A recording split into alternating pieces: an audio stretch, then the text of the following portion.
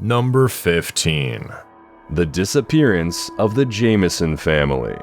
The odd case of the Jamison family has dredged up countless questions since their disappearance on October 8, 2009.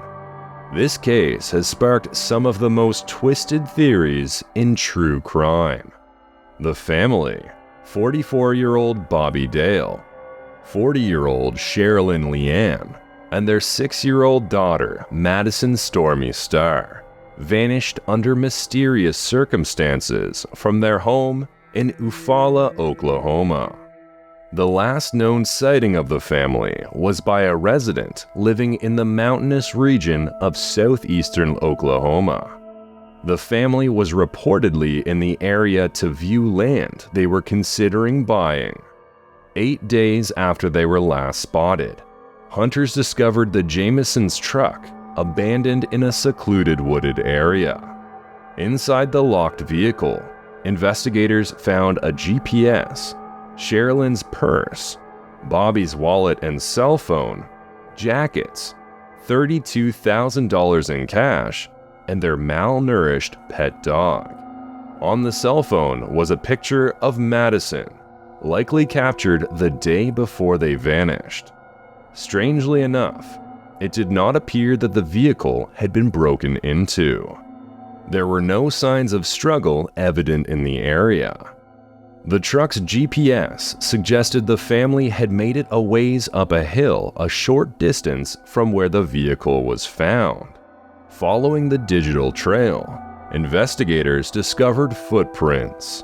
The next day, a search party of over 300 people combed the area, but yielded no new leads, and eventually the search was called off. 4 years passed, and still no answers, until hunters in the area came across the skeletal remains of 2 adults and a child in the woods under 3 miles from the Jamisons' last known location.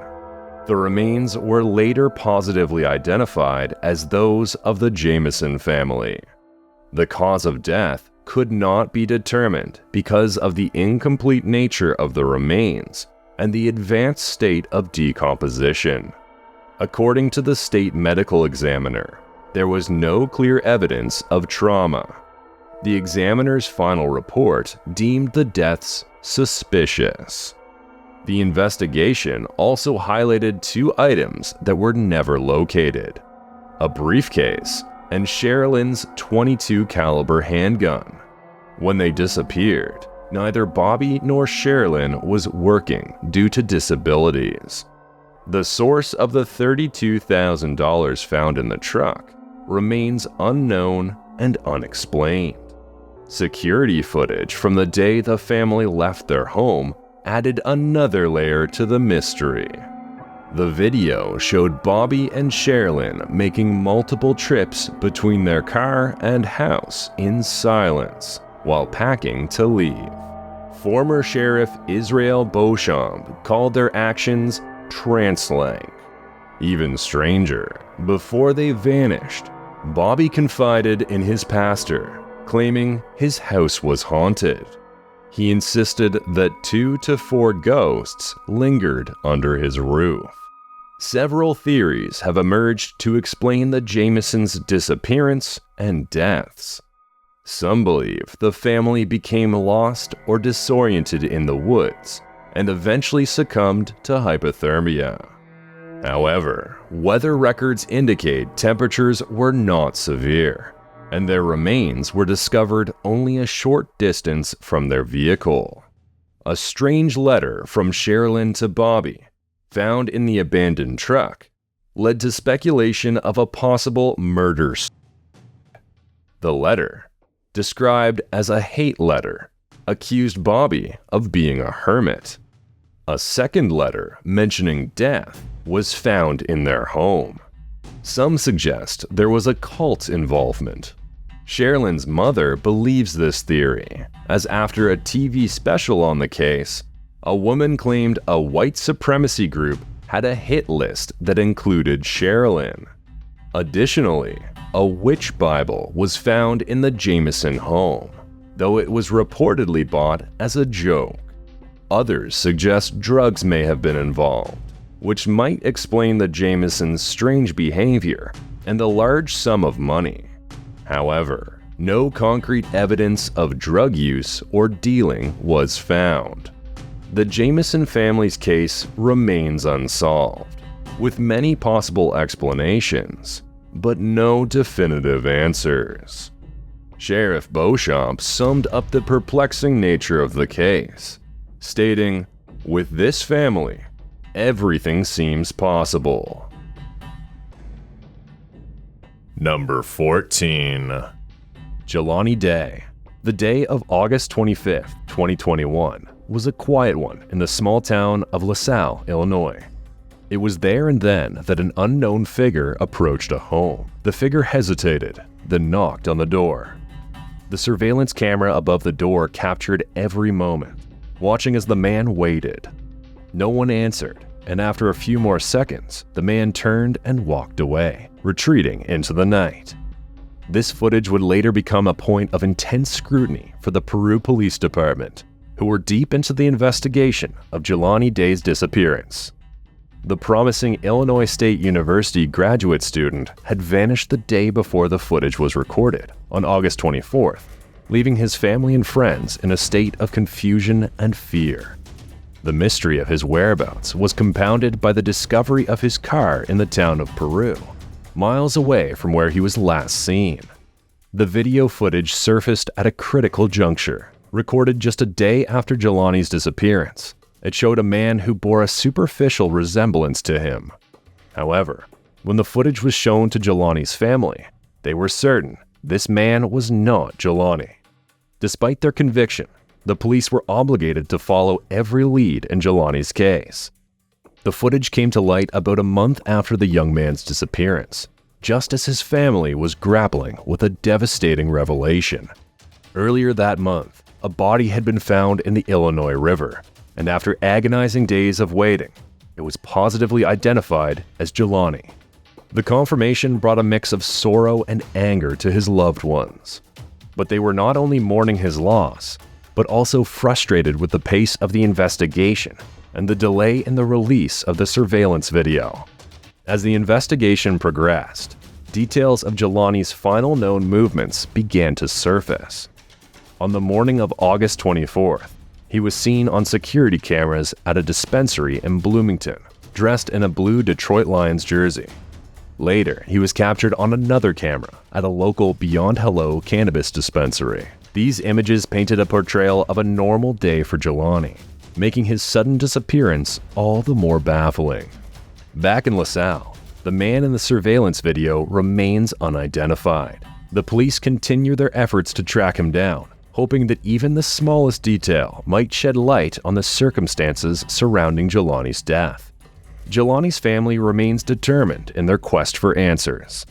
They criticize the police for what they saw as delays and inefficiencies, but also acknowledge the tireless efforts of individual officers and volunteers.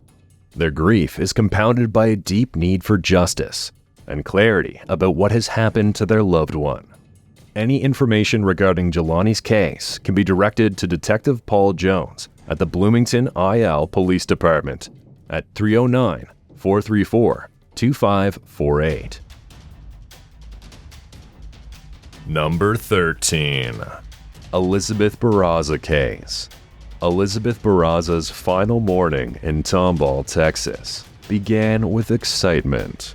In the early hours of January 25th, 2019, Elizabeth was busy setting up a garage sale outside her home, hoping to earn some extra money for an upcoming trip to celebrate her wedding anniversary. As Elizabeth arranged items on tables, the normalcy was shattered when an unexpected visitor approached around 7 a.m. The Barraza's doorbell camera, as well as the security camera on a neighbor's house, captured every moment leading up to the tragedy. Prior to the visitor's arrival, the footage showed Elizabeth standing in her driveway, chatting casually with her husband Sergio as he left for work. He kissed her goodbye, not knowing it would be for the last time. Minutes after Sergio drove away, a figure dressed in a long dark coat appeared, walking purposefully towards Elizabeth. The footage suggested that the suspect was wearing a mask, suggesting something sinister was about to happen. Elizabeth greeted the stranger, likely assuming they were an early customer. But in a matter of seconds, the suspect acted. The figure raised a gun, aiming directly at Elizabeth. She seemed to freeze in shock and confusion as she tried to comprehend what was happening. The attacker fired multiple shots at close range, leaving Elizabeth to collapse to the ground. The figure then fled, disappearing as quickly as they had arrived. The camera footage captured it all: the approach, the abrupt violence, and the cold departure, including the suspect's car speeding off. The brutal act was over in less than a minute. Hearing the gunfire, neighbors rushed to the scene. They found Elizabeth lying in her driveway, fighting for her life. Emergency services were called, and she was swiftly transported to the hospital. Despite the efforts of the medical team, Elizabeth succumbed to her injuries later that day. The investigation began immediately. The doorbell footage and the footage from the neighbor's camera were crucial pieces of evidence, providing a clear view of the crime. Detectives examined every frame, hoping to uncover any clue that might lead them to the masked suspect. The footage, however, offered little in terms of identifying the murderer. Police released this footage to the public, with the hope that someone might recognize the attacker's gait, clothing, or any other detail.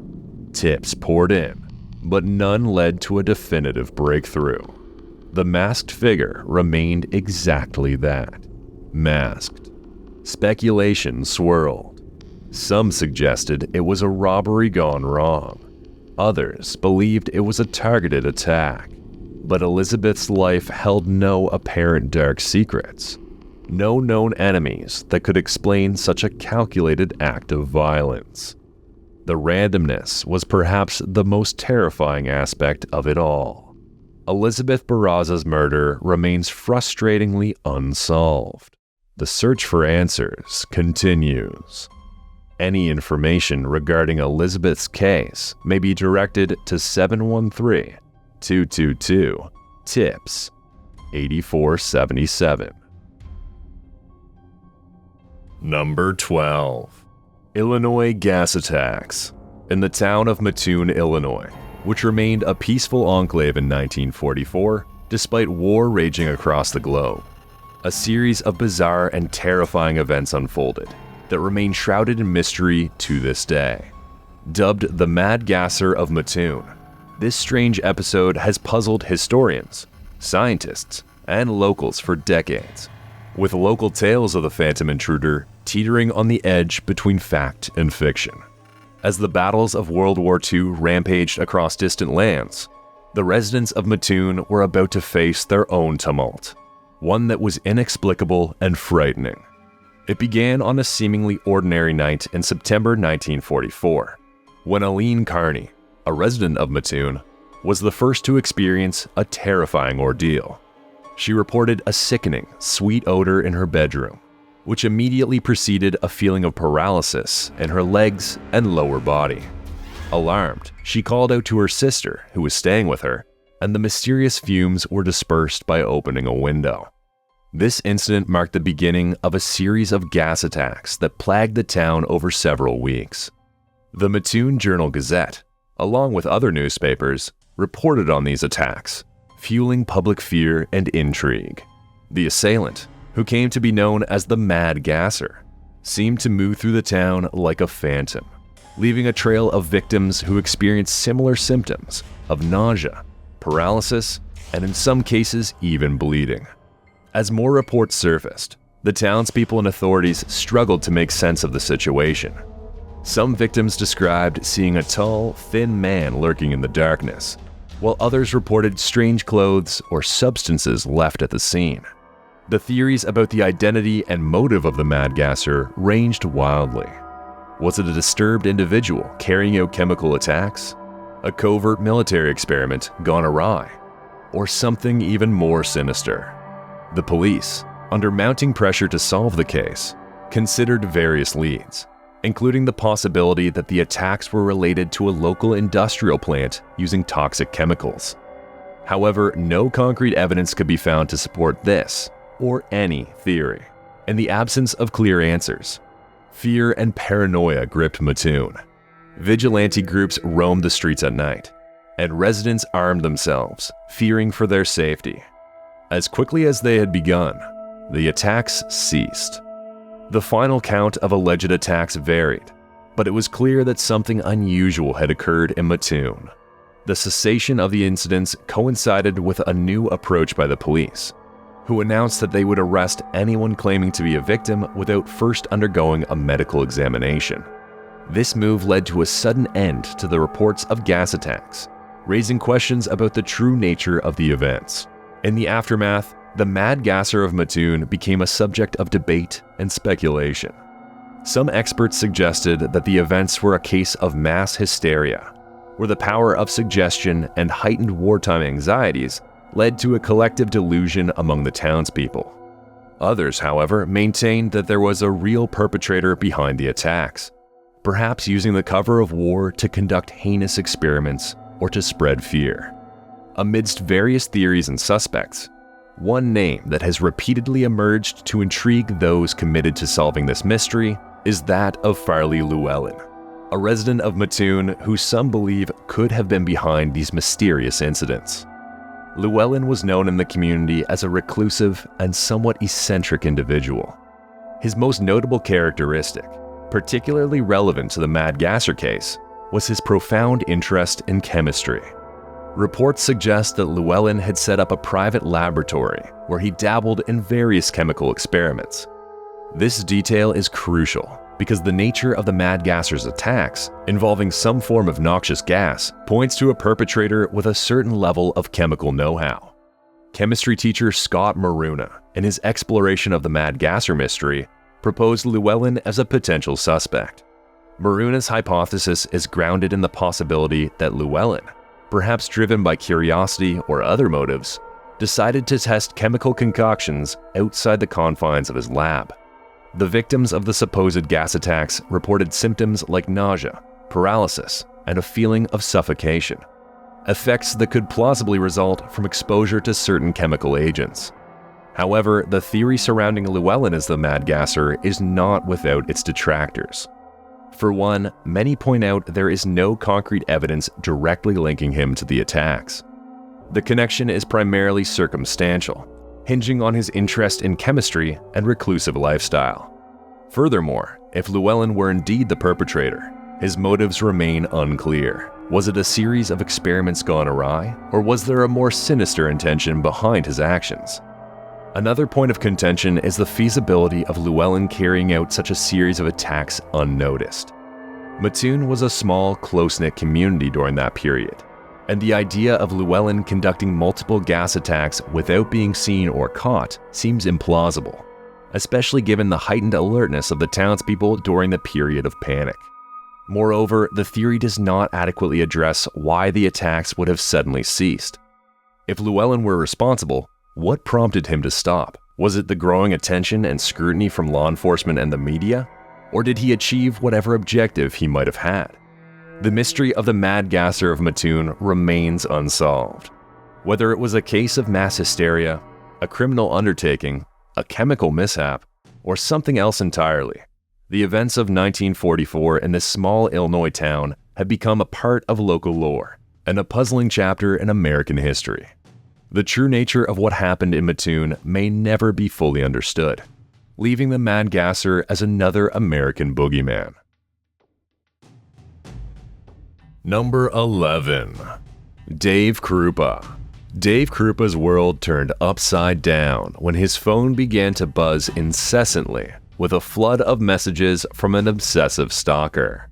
"My favorite thing to do is stand outside and stare at you," read one message among dozens blowing up his phone. For 3 long years, Krupa endured an onslaught of tens of thousands of texts and emails from his tormentor, initially laced with obsessive jealousy and rage, before escalating into chilling threats. "I hate you so much that I want to drive a knife in your heart," one message seethed. Another vowed, "I will destroy your life and take your happiness." Despite changing his phone number numerous times, the messages persisted, leaving Krupa feeling like every moment of his life was being invaded.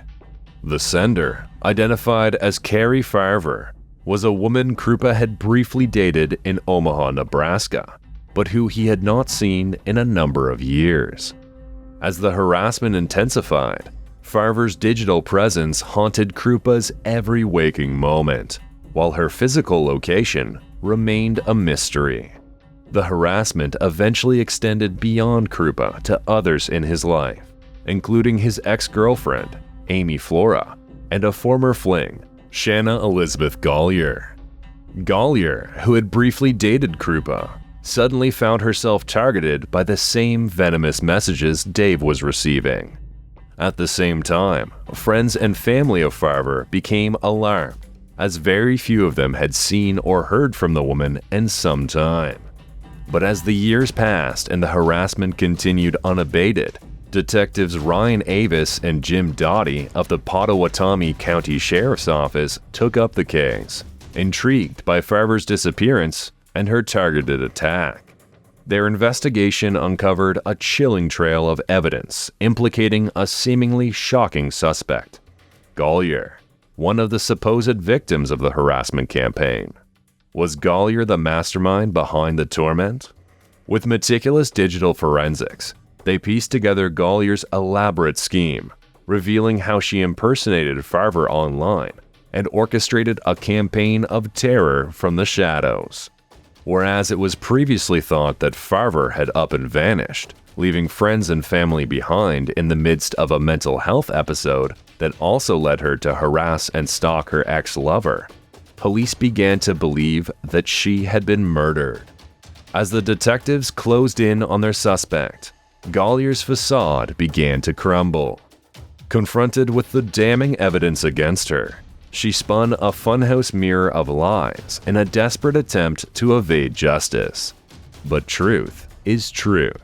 In a stunning courtroom revelation, Gollier was found guilty of first-degree murder and sentenced to life in prison.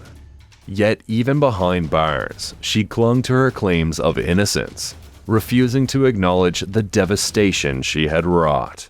For Krupa and Farver's loved ones, the verdict brought a measure of closure, some small amount of justice in the face of unspeakable tragedy. Farver remains a missing person.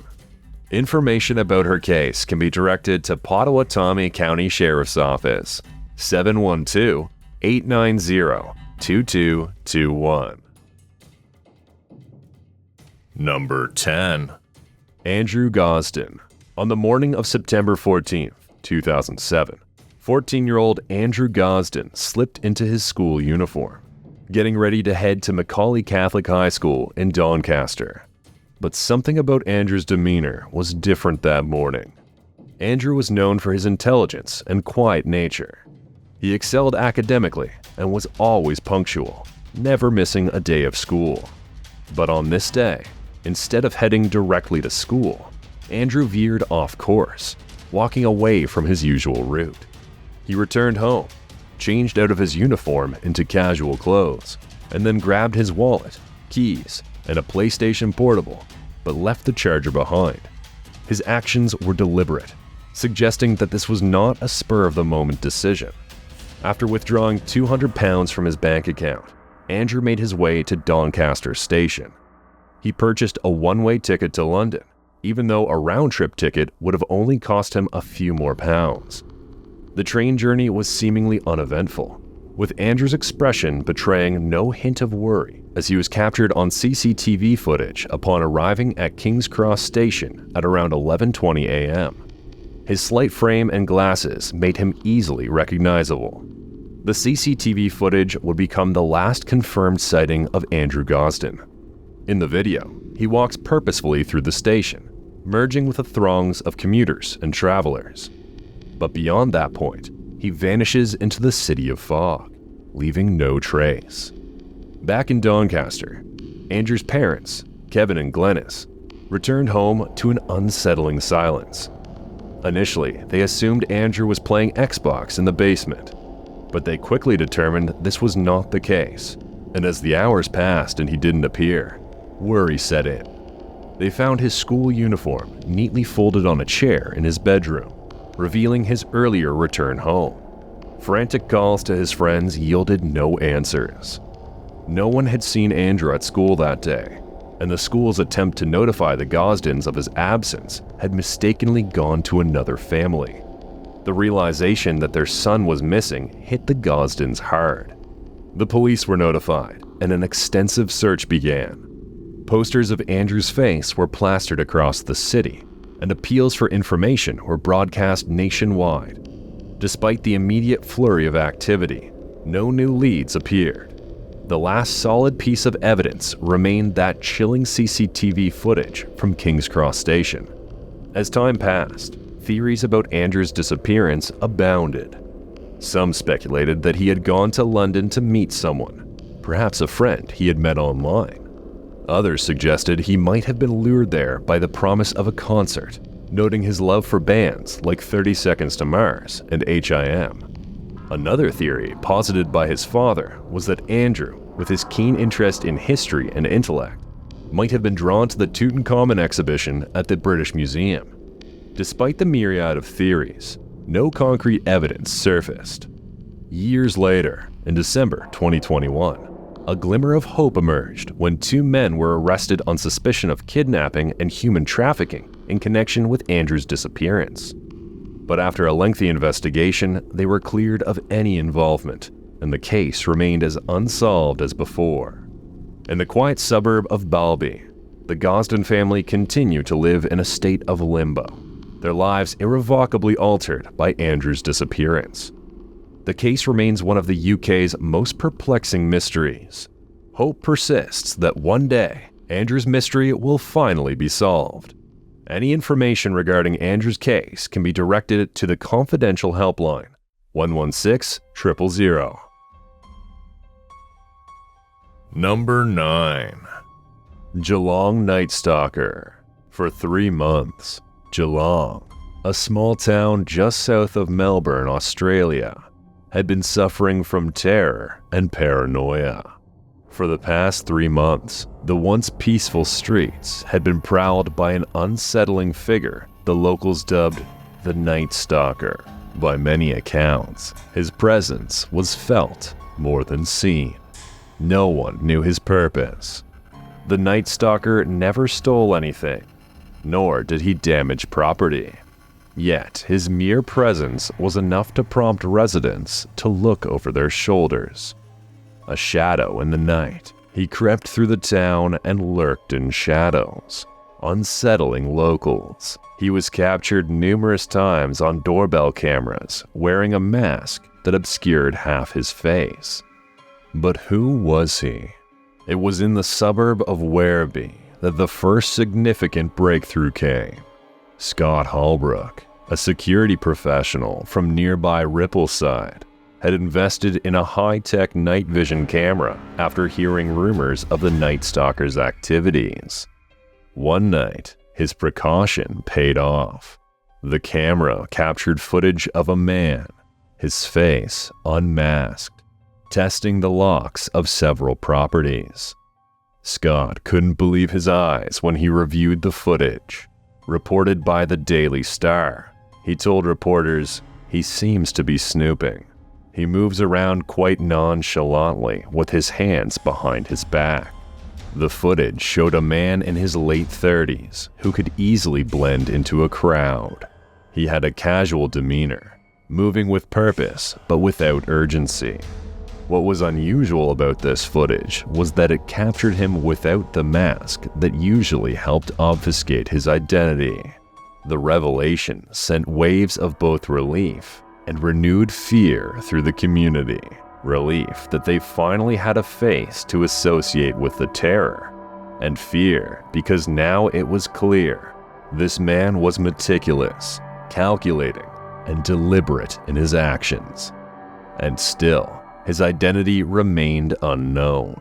Former FBI profiler Mike King weighed in on the situation, saying the suspect was likely preparing to commit a more serious crime than trespassing or peeping. He wasn't a random prowler. He was a predator, systematically scoping out the area, possibly looking for weaknesses, or worse, his next victim. The profiler's analysis confirmed what many had feared. The Night Stalker was likely to escalate. Another piece of Night Stalker footage, however, provided a moment of unexpected levity. In the dead of night, as the Night Stalker crept up a driveway, he was unceremoniously chased off by a small but fierce dog. The grainy video showed him bolting, his fearsome facade shattered by a tiny pup. This clip, while amusing, ultimately did little to quell the underlying fear in the community. The Night Stalker's invasion of privacy is deeply disturbing, and his motive remains unknown.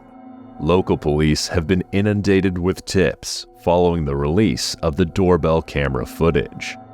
They have scoured through the information, hoping to find clues to the Night Stalker's identity and intentions. Victoria police have assured the public they are taking the matter seriously, but so far, the man remains elusive. Though there has been little news of the Night Stalker lately, the residents of Geelong find themselves living in a state of heightened vigilance. Every creak in the night, every shadow passing by a window could be him. And with each passing day, the idea that he might escalate still hangs heavy in the air. In the quiet of Geelong, the silence is deafening. All eyes watching, all ears listening for the return of the Night Stalker. Any information about the identity of this suspect can be directed to Crime Stoppers at 1800-333-000. Number 8. Sandra Birchmore. Sandra Birchmore, a young teacher's aide, barely 23 and newly pregnant, was found lifeless in her apartment in February of 2021. The medical examiner's verdict. But as investigators dug deeper, questions began to emerge. The last person to see Sandra alive was a police officer, a figure of trust and authority in the community. In doorbell camera footage from the main entrance, Sandra is seen entering her apartment building. She takes the elevator and returns downstairs with a snow brush, presumably to clean her car off. She returns and heads back upstairs via the elevator while looking at her phone. A few hours later, a man arrives with a mask on, his hood up. This visitor was later identified as Matthew Farwell, a police officer known to Sandra. In the footage, he keeps his face low. About 30 minutes later, he is seen leaving again through the main entrance. But his encounter with Sandra wasn't just a routine visit. He, along with his twin brother and another officer, had known Sandra since she was just a teenager. Their paths intertwined through the Explorer program, a support program where Sandra sought direction amidst a tumultuous adolescence. What started as mentorship veered into something sinister. The officers, guardians of the law, breached the boundaries of trust, engaging in illicit relationships with Sandra when she was just a vulnerable teenager. The revelation of this behavior sent shockwaves through the town, igniting protests and demands for justice. As the investigation unfolded, a pattern of abuse emerged, embedded within the very institutions meant to protect the community's most vulnerable. The Explorer program, once a model organization, stood tainted by reports of the abuse perpetrated by its mentors. Allegations surfaced spanning decades, affecting franchises of the organization representing the breadth of the nation. It wasn't an isolated incident, but a systemic failure. The voices of the victims echoed through the corridors of power, demanding accountability and restitution. But the officers in question have denied any wrongdoing in Sandra's case. Federal authorities are now looking into her death. Number 7. Jeremiah Foco. The morning sun touched the Seattle skyline in July 2015 as Jeremiah Foco, a 34-year-old software engineer, set off on his daily commute. It was a routine he knew well, walking to the bus station in the International District, catching the bus to Bellevue. Unbeknownst to him, on this particular Wednesday morning, the city would soon be gripped by the mystery of his sudden disappearance. Jeremiah's last known whereabouts were captured in a brief piece of surveillance video. The footage shows him descending the stairs at the International District Station off 5th and Jackson at precisely 7:02 a.m., his figure unmistakable to those who knew him best. For a fleeting moment, the video provided hope to his loved ones, a sign that he had been safe and maintaining his usual routine, at least up until that moment. But any comfort was short-lived. After Jeremiah entered the tunnel at the station, the surveillance footage glitched, and he vanished from view. It was as if the tunnel had swallowed him whole. The days that followed were a blur of frantic activity. Jeremiah's parents had flown in from Michigan. Edward Foco, his father, believed foul play was involved. His mother, Renee Charchin, clung to the hope that someone had seen something that could lead them to their son. Jeremiah's friends took on the roles of amateur detectives, piecing together fragments of information in a desperate bid to find him. They discovered that his cell phone had pinged in downtown Seattle, but without a subpoena, they couldn't narrow down the exact location. His bank accounts remained untouched, and there were no signs of activity on his credit cards. Seattle police were methodical in their search, checking with area hospitals, fire departments, and even the King County Medical Examiner's office. Yet despite their efforts, there was no trace of Jeremiah and no obvious signs of foul play. The investigation was at a standstill. Jeremiah's loved ones found themselves retracing his steps, talking to anyone who might have seen him that morning. Flyers with his photo and description plastered the walls of the bus station where he was last seen, pleading for information. His friends and family clung to the hope that the surveillance glitch was just a cruel twist of fate, and that someone had seen where Jeremiah went after he entered the tunnel. Jeremiah was hard not to like, a sociable young man who loved to laugh and joke. His absence left a gaping hole in the lives of those who cared about him, and they refused to give up. In fact, the whole of Seattle was a city now deeply invested in the fate of the missing engineer. Each new lead, no matter how small, was pursued. Jeremiah's parents, friends, and the police all continue to share the same goal: to find Jeremiah and bring him home.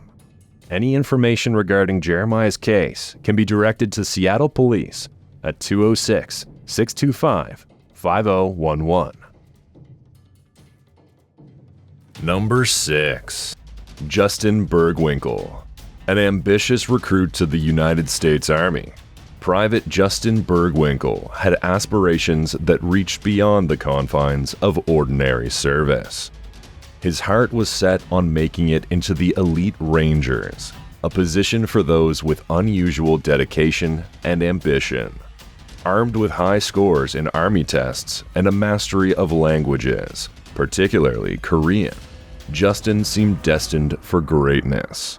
But fate had other plans. 3 years into his service, while stationed at Fort Ord in Monterey, California, Justin vanished without a trace, his disappearance sending shockwaves through the military community.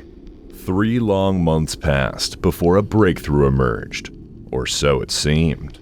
Justin's car surfaced in the parking lot of a motel. Locked inside were his keys, wallet, credit cards, and military ID. Yet there were no clues as to where Justin may be. Closest to him at the time was his girlfriend, Yolanda Antunes, who noticed a gradual shift in Justin's demeanor in the weeks leading up to his disappearance. His behavior grew increasingly erratic, marked by clandestine meetings and secrecy. She wondered if this had something to do with his military work, or if there was something more sinister he was hiding.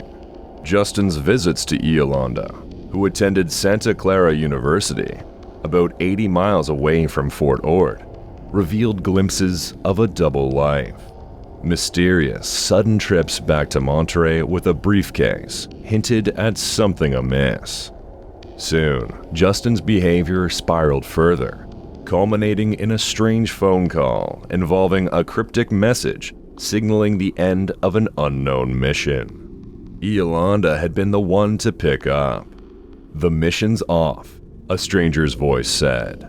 When Yolanda questioned him, the voice responded, "Just tell him the mission's off." When Yolanda confronted Justin, she was met with defiance and evasion.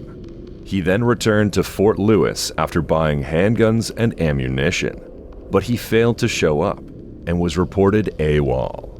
He resurfaced at Yolanda's apartment, making cryptic references to the Hollywood thriller White Sands, which centers around international arms smuggling. This offered little solace to Yolanda as he resumed his secretive trips to Fort Ord. She encouraged him to call Fort Lewis, where he was still considered AWOL.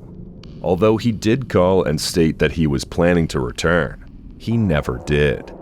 And then, again, he vanished. Months passed without any contact. There were no leads until Justin's car was found. Amongst the evidence were his military dog tags. Yolanda recalled a moment with Justin where he explained what the dog tags were used for. According to her, he said, "Well, when a soldier dies, they put it in his teeth so you can identify him. If you ever see these, lying around, that means I'm dead." The memory resonated, leaving her and everyone with so many questions. Was Justin involved in some undercover work? Was he entangled in an illegal operation? Or had he gone out of his mind? What's more, was he dead or alive? To this day, Justin Bergwinkle has never been found. Information about this missing person can be directed to Monterey Police Department at 831-646-3830. Number 5. Dale Williams. A family outing on a lazy Sunday in Montrose County, Colorado, took a chilling turn on July 4th, 1999. The family noticed a pickup truck submerged in the waters of the lake they were swimming in. Immediately uneasy, they contacted the sheriff's department, not knowing that they would be the first to report what would become the foundations of a complex mystery. The truck belonged to Dale Williams, a pillar of the community and a devoted family man. Dale had vanished without a trace 6 weeks prior, leaving behind many unanswered questions. His absence left the tight-knit town of Nucla, where he owned and operated an auto body shop, reeling. On the night of his disappearance, Dale failed to return home for dinner, which was unlike him. As his wife, Diana, grew more and more anxious, the hours ticked by. When Dale had not returned home by morning, Diana knew something was gravely wrong and began searching for her husband.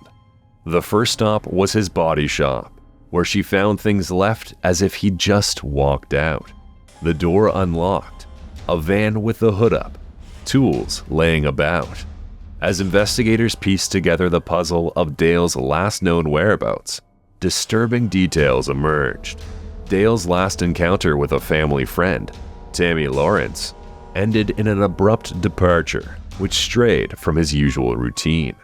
He said he was on his way to help a stranded motorist, but to Tammy, he seemed uneasy. Pastor Tom Ross, a trusted friend, recounted Dale's final moments at the auto body shop, where a cryptic phone call added to the mystery. Ross recalled Dale saying the caller had broken down about 3/4 of a mile east of the Bedrock, Colorado store. Dale's friends thought it strange that he'd be called for roadside assistance, since Dale was not a mechanic, but he seemed determined to help the stranded motorist. The identity of this caller, perhaps the last person to have seen Dale alive, has never been uncovered. In the aftermath of Dale's disappearance, the community rallied behind his family in an effort to help find him, their efforts hampered by a series of inexplicable events. Missing posters, plastered across town, vanished without a trace, their disappearance fueling speculation. A surveillance camera captured the image of a shadowy figure, tearing down the flyers with seemingly malicious intent. The man turned out to be a former friend of the couple. His connection to Dale and Diana raised a number of questions. Yet despite their suspicions and his strange behavior, authorities struggled to find concrete evidence linking him to Dale's disappearance. But for Diana, the pieces of the puzzle began to come together. A past altercation with the former friend emerged as a possible motive for Dale's disappearance. Resentment and betrayal. Dale and Diana had helped the man's ex-wife move to another state without his knowledge. Could this be motive enough for murder? Possibly. Underscoring this theory was a strange message delivered to Dale's shop a month after helping the ex-wife move, in the form of torn-up photos of Dale and Diana with their now divorced friends, along with numerous .22 caliber rounds. And not long after, a .22 caliber revolver was delivered into the drop box of the video store Diana worked at. As the question of Dale's fate loomed over Montrose County, Diana clung to some small hope. Yet with no further leads or evidence, authorities have not been able to charge anyone with Dale's disappearance, and his remains have not been found. Information about this missing person can be directed to Montrose County Sheriff's Office at 970-249-9110 or Montrose Regional Crime Stoppers at 970-249-8500. Number 4. Mary Celeste. The final voyage of the Mary Celeste, which culminated in one of the most baffling mysteries in maritime history, began with rather mundane intentions. This American brigantine, under the command of Captain Benjamin Briggs, set sail from New York on November 7, 1872, destined for Genoa, Italy. The ship's primary mission was the transportation of a substantial cargo, consisting of 1,701 barrels of denatured alcohol. This cargo was intended for industrial use, a common and unremarkable shipment for the time. Captain Briggs was a seasoned and respected mariner, known for his discipline and experience. Accompanying him on this voyage were his wife, Sarah, and their 2-year-old daughter, Sophia. The crew was composed of 7 carefully selected men, known for their competence and reliability. The journey began as any other, with no indication of the eerie fate that awaited. However, the ordinary nature of this voyage was dramatically upended when, on December 4th, 1872, the Mary Celeste was discovered adrift in the Atlantic Ocean, near the Azores. This discovery was made by a British brigantine vessel known as the Dea Gratia.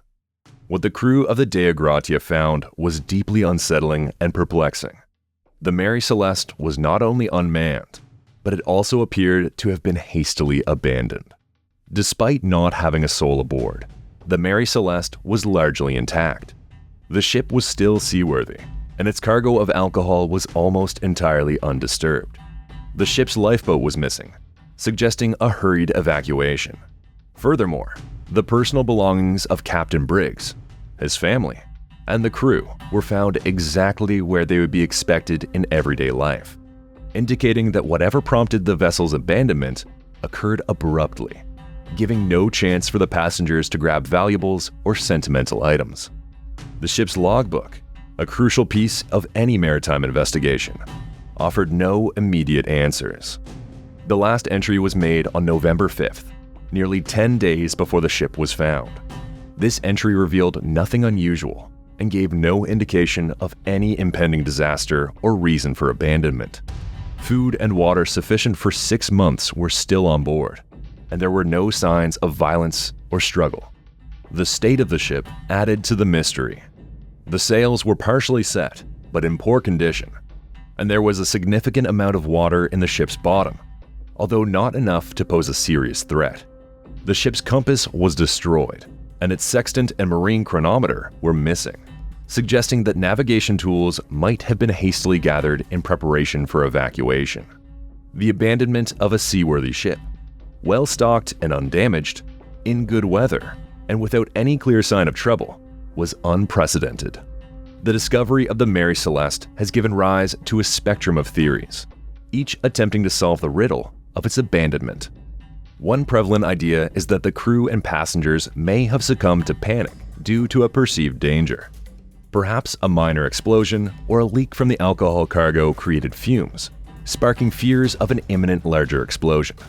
In a state of alarm, they might have hastily embarked on the lifeboat, later tragically succumbing to the vastness of the sea. Another hypothesis considers the impact of natural phenomena, such as a waterspout. This powerful marine tornado could have threatened the crew with the illusion of impending sinking.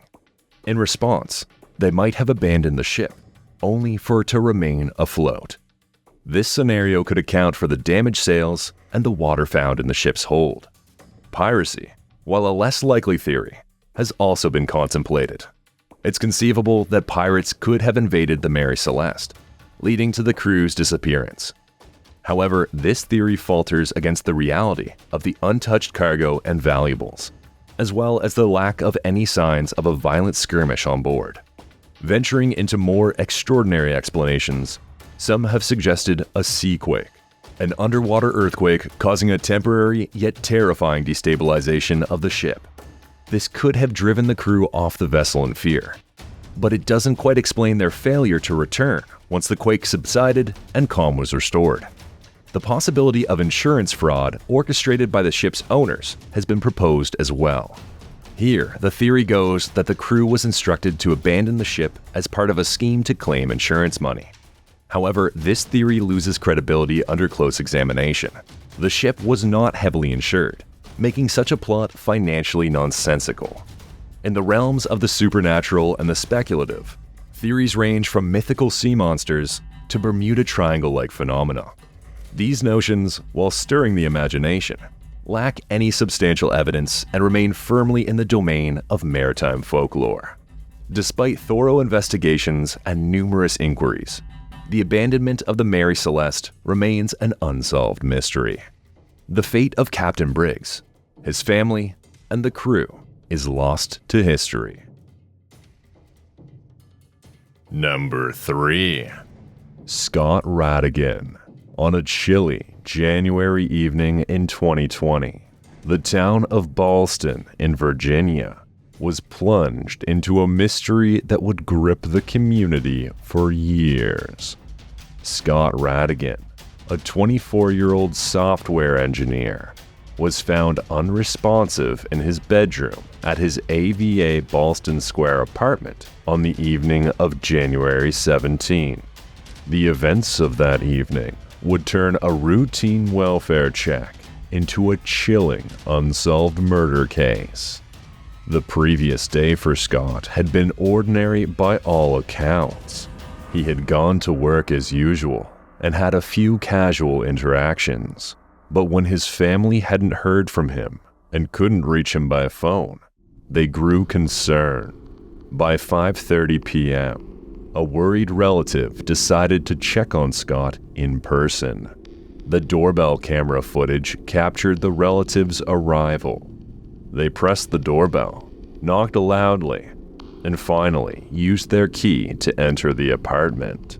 Inside, they were met with an overwhelming smell of bleach. Pushing open Scott's bedroom door, their worst fears were realized. Scott lay on the floor, his upper body bloodied and showing signs of severe trauma. Panic-stricken, his relative dialed 911 to report the situation. When the paramedics arrived, it was already too late. Scott was pronounced dead by first responders. As detectives from the Arlington County Police Department arrived, the gravity of the situation became apparent. The strong smell of bleach suggested a frantic attempt to clean up the crime scene. Forensic evidence indicated that the perpetrator had tried, unsuccessfully, to cover their tracks before fleeing. Blood spatter was still present at the scene. The doorbell camera footage became a focal point of the investigation. It showed Scott's relatives' arrival, but more importantly, it captured a figure leaving the building around the estimated time of the murder. The footage was grainy, and the person's features were obscured with a mask and hood, but the details were clear enough to provide a crucial lead. The individual was a white male, approximately 5'6" to 5'8", weighing between 150 to 175 pounds. He was dressed in all black, carrying a black backpack, and had a distinctive pigeon-toed gait. This person of interest became the central figure in a case that baffled investigators. The footage was released to the public and examined by both law enforcement and online sleuths alike. Detectives hoped that someone might recognize the unusual gait or recall seeing the individual in the vicinity of the apartment complex. The Arlington County Police conducted a thorough investigation, canvassing the area and interviewing neighbors. Despite these efforts, the case grew colder as time passed without any leads. Desperate for answers, the Radigan family offered a $25,000 reward, which they later increased to $50,000 for information leading to an arrest and conviction. But nothing has come of it.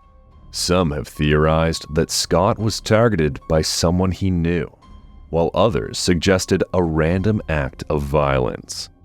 But without any further breakthroughs in the case, both theories are, as of yet, unfounded. The search for justice continues, propelled by a community's resolve and the unyielding dedication of friends and family who refuse to let Scott's case be forgotten. Any information regarding Scott's murder can be directed to the Arlington County Police Department's Homicide/Robbery Unit at 703-228-4180. Number 2. The Yuba County Five. The Yuba County Five, often referred to as America's Dyatlov Pass incident, involves the mysterious disappearance and eventual deaths of 5 men in Yuba County, California, in February 1978. The group comprised Gary Mathias, Jack Hewitt, Jack Madruga, Tom Weiher, and Bill Sterling, who had all planned to attend a college basketball game in Chico, California, on the evening of February 24, 1978. The events leading up to their disappearance were ordinary. The men, all friends with special needs who enjoyed sports and often spent time together, were excited about the basketball game.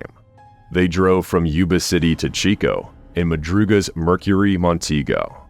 After the game, they stopped at a local market for snacks, which was the last time they were seen alive. When they did not return home, families began to worry and eventually reported them missing. The search initially yielded few results until their car was found abandoned on a mountain road in the Plumas National Forest, far from their expected route home. The car was stuck in the snow, but not seriously, and still had gas in the tank, leading investigators to question why the men had abandoned it. The alarm was raised by their families the next day when they failed to return home. The initial investigation into the disappearance was hampered by harsh winter conditions, It wasn't until the snow melted in spring that searchers discovered the bodies. Ted Weiher's body was found inside a Forest Service trailer at a campsite about 19 miles from the car. Despite a nearby storage shed full of food and a heating source in the trailer, Weiher died of hypothermia and starvation. The bodies of Madruga, Sterling, and Hewitt were discovered at varying distances from the trailer, also dead from hypothermia. The body of Gary Mathias, who had a history of mental health issues and was under medication, has never been found. Theories about their disappearance have varied widely. Some speculate that they may have been forced up the mountain by foul play, while others suggest they could have been disoriented, perhaps by carbon monoxide poisoning from the car's exhaust, a theory supported by the way the car was found. Another theory suggests Mathias, due to his mental health issues, might have led the group astray. There's also speculation about whether they were following or meeting someone, as their presence so far off their planned route remains unexplained. No theory fully explains why the men left the safety of the car, how they made their way to the remote trailer, or why they failed to use the available resources to survive. The case is further complicated by reported sightings of the men after they were supposed to have disappeared, and the mystery that remains regarding Mathias, as he is the only one whose body was never recovered. Today, the case remains as perplexing as ever. No definitive conclusions have been reached, and the Yuba County 5 case remains one of the most baffling unsolved mysteries in American history. Theories continue to circulate, but without new evidence, the truth about what happened to these 5 men in the winter of 1978 may never be known. Number 1. Beale Ciphers. The Beale ciphers may be one of the most tantalizing and enduring mysteries in American history. These ciphers, consisting of a series of 3 encoded messages, allegedly reveal the location of a vast treasure buried in the early 19th century. The story of the Beale ciphers begins with a letter written by a man known only as TJB to his friend, Robert Morris, a Virginia innkeeper. The letter, dated January 5th, 1822, entrusts Morris with an extraordinary secret and a responsibility that would spark decades of treasure hunting and speculation. In the letter, TJB writes to Morris, "You will, doubtless, be surprised at the importance of the trust confided to you, and the confidence reposed in your honor." He explains that he and his associates, who Morris has never met, selected him due to his reputation for sternest integrity, unblemished honor, and business capacity. TJB details an adventurous expedition where he, along with 30 others, set out to Virginia in 1817 to hunt and explore the Western Plains. The letter narrates how this journey unexpectedly led them to discover an abundance of gold and silver in a remote location. TJB describes the discovery. One of the men discovered in a cleft of the rocks something that had the appearance of gold. This finding led to extensive mining, and the party amassed a significant quantity of precious metals. Concerns about the safety of their fortune prompted the decision to transport and conceal it in a secure location near Buford's Tavern in Bedford County, Virginia. TJB recounts, "It was finally decided that it should be sent to Virginia under my charge, and securely buried in a cave near Buford's Tavern." The Beale ciphers, provided to Morris along with the letter, were intended to detail the exact location of the treasure and the names of the party members. However, the key to deciphering these codes was never sent to Morris, leading to centuries of speculation and treasure hunts. Only one of 3 ciphers has been decoded, revealing vague details about the treasure, but not its exact location. The mystery deepens with theories surrounding the authenticity and purpose of the Beale ciphers. Some believe that the ciphers are a complex hoax, a theory supported by the lack of historical evidence available to corroborate the existence of TJB or his adventurous party. Skeptics argue that the story is too fantastical and convenient, a folktale designed to stir the imagination, and perhaps defraud hopeful treasure seekers. Others hold on to the possibility that the ciphers are genuine and that a vast treasure remains hidden, waiting to be discovered. This theory is bolstered by the first deciphered message, which describes the treasure in great detail. I have deposited in the county of Bedford. The first deposit consisted of 1,014 pounds of gold and 3,812 pounds of silver. Some theories suggest the ciphers could be a form of secret communication, used during a turbulent period in American history, for purposes other than detailing a treasure. Some have even speculated that the ciphers are linked to famous historical figures or events, though these claims lack substantial evidence. Despite extensive efforts by cryptographers and treasure hunters, the Beale ciphers remain largely cryptic, and the treasure, if it exists, remains buried. The allure of the Beale ciphers lies not just in the potential wealth they may point towards, but in the mystery itself. It is a riddle that continues to challenge, fascinate, and frustrate those who encounter it, a mystery steeped in American folklore.